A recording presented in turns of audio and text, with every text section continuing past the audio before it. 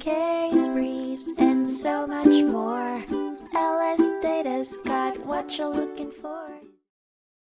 In the 1987 case of J.A. Olson Company v. City of Winona, the United States Court of Appeals for the Fifth Circuit focused on the total activity test, including the nerve center and place of activity considerations, to determine a corporation's principal place of business.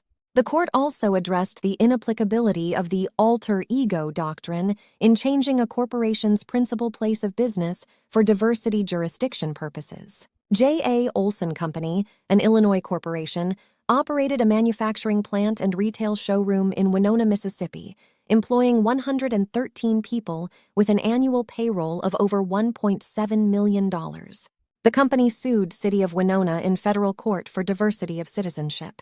Winona, however, argued that diversity was lacking because Olson's principal place of business was in Mississippi. The district court agreed and dismissed the case, leading to Olson's appeal.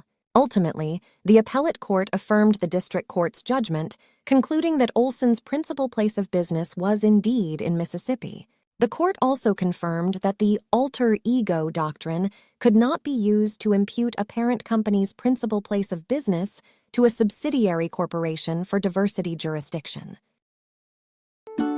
Case briefs, and so much more.